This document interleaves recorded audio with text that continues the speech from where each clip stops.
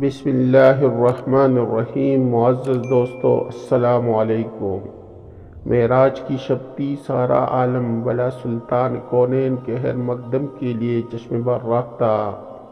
ملکہ مرسلین کی جرمٹ میں شاہانہ تسک و احتشام کے ساتھ سرور کائنات کی سواری پہنچی۔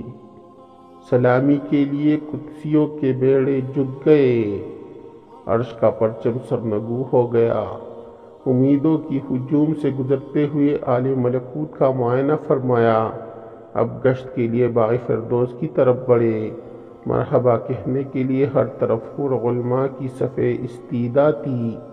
حضرت جبرائیل علیہ السلام قدم پہ قدم ہم رکاب تھے، جنت کی سیر کرتے ہوئے ایک مقام سے گزر رہے تھے کہ حضور کی چشم اقدس ایک غمگین اور ملول حور پر پڑی، جو ایک درخت کی ٹہنی تامے ہوئے رو رہی تھی۔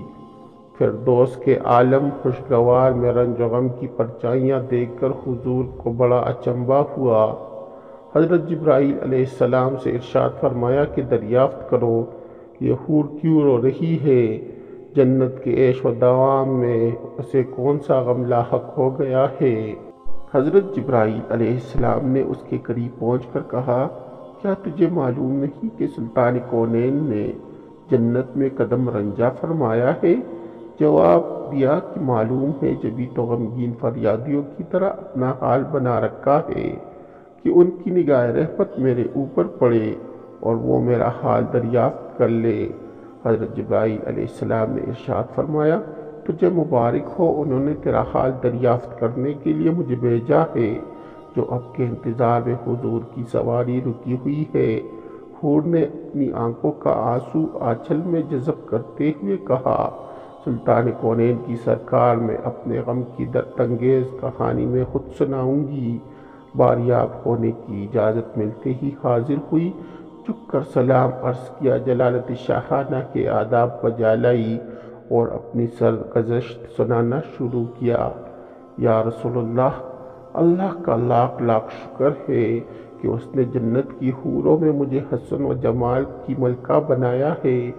آٹھوں جنتوں میں میری طلعت و زیبائی کا کوئی حریف نہیں ہے، اور میرے درخشاں عارض کی جودت فردوس کے بام و در پر پھیلی ہوئی ہے۔ اگر بے نقاب ہو جاؤں تو دیکھنے والوں کی آنکھیں ہیرا ہو جائے اور جنت میں دوپہر کا اجالا پھیل جائے۔ یا رسول اللہ، ایک دن کا واقعہ ہے کہ اچانک میرے دل میں خیال گزرا کہ قیامت کے دن ساری حوریں کسی نہ کسی بندے مقبول کے حوالے کی جائے گی۔ عالم الہی میں میرا بھی کوئی جوڑا ضرور مقرر ہوگا، جس کی رفاقت میں مجھے دائمی زندگی گزارنی ہے۔ یہ خیال آگے بڑھتے بڑھتے ایک آرزو کی صورت میں تبدیل ہوئی، یہاں تک کہ جنت کی ایک خوشگوار سحر کے وقت میں نے اللہ رب العزت کی بارگاہ میں یہ التجا پیش کی، اللہ العالمین، تیری نعمت و احسان کے آگے میری پیشانی ہمیشہ ہم رہے گی کہ تو نے مجھے حسن کے بے مثال خلقتوں سے سرفراز کیا ہے۔ اللہ العالمین، مدت سے ایک آرزو سینے میں مچل رہی ہے کہ عرصہ قیامت میں اپنے جست بندہ مقرب کے حوالے تو مجھے کرے گا، ذرا اس کی ایک جھلک مجھے بھی دکھلا دے، کم از کم یہ تو دیکھ لوں کہ میرا جوڑا کیسا ہے۔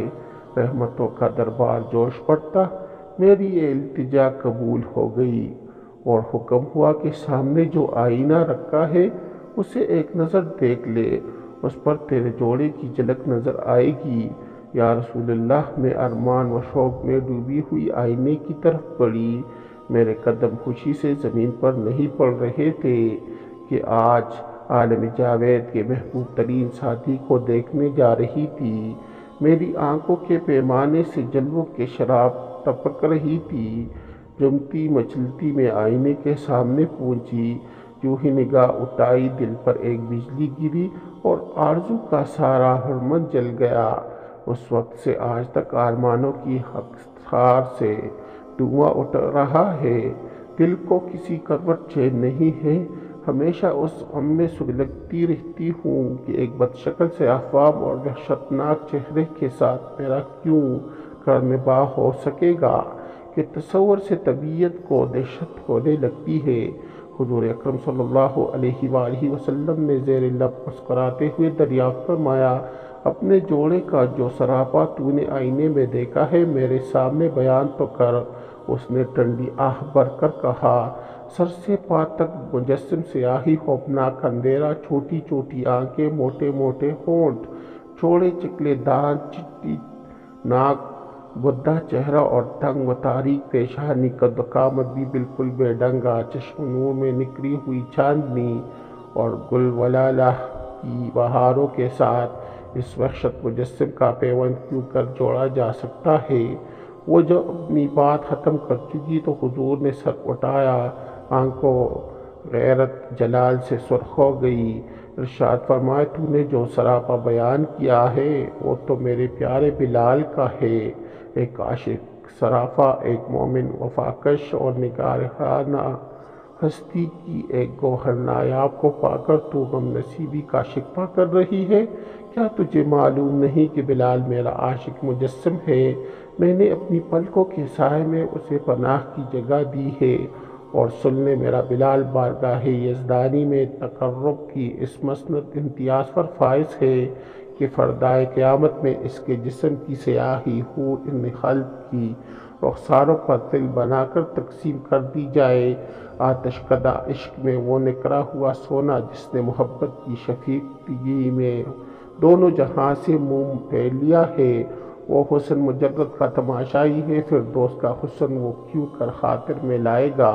اپنے جلووں کی زیبائی پر تو غرور نہ کر، ہو سکتا ہے کہ جس دن 70,000 نقاب الٹ کر تو بلال کے سامنے آئے میرا بلال تجھے پسند نہ کرے۔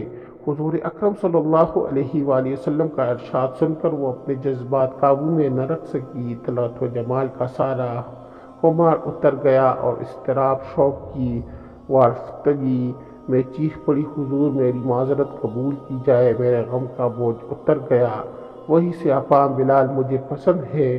میں اپنی خوش نصیبی پر نازاں ہوں کہ سلطان کونین کا پروردہ نظر میرے حصے میں آیا ہے۔ قیامت کے دن اسی سراپا کے ساتھ بلال کو اپنی آنکھوں میں بٹھانا چاہتی ہوں۔ اس کی معذرت قبول فرمائی گئی اور حضور اکرم صلی اللہ علیہ وآلہ وسلم دعائیں دیتے ہوئے آگے بڑھ گئے۔ عشق کارساز تیری دہائی ایک سیاہ فام غلام کو اتنا بڑھایا کہ کونین کی سر کا تاج بنا دیا۔ رحمت و نور کی آبشار میں نکلنے والے تیرے جسم کی سیاہی پر چرائے کعبہ کی روشنی قربان ہے۔ تیرا نام شوکت اسلام کی سب سے بڑی یادگار ہے۔ مسلمانوں کے سید و سرور بلال، اپنے آتش کدہ عشق کی ایک چنگاری ہمارے دلوں کی انجمن تک بھی پہنچا دے۔ نبض حیات کی تپش سرد پڑتی جا رہی ہے، ایمان و یقین کی حرارت کا مزاج اپنی نشان سے نیچے اترتا جا رہا ہے۔ یہود کا آتش کدہ پھر سلگنے لگا ہے۔ دنیا اسلام کو تیرے فیضان عشق کی ضرورت ہے۔ معزز دوستو، اگر آپ لوگوں کو میری ویڈیو اچھی لگی ہو تو میرے چینل کو سبسکرائب کریں، اس ویڈیو کو لائک کریں اور دوستوں کے ساتھ شیئر کریں۔ آپ لوگوں کا بہت شکریہ۔ والسلام۔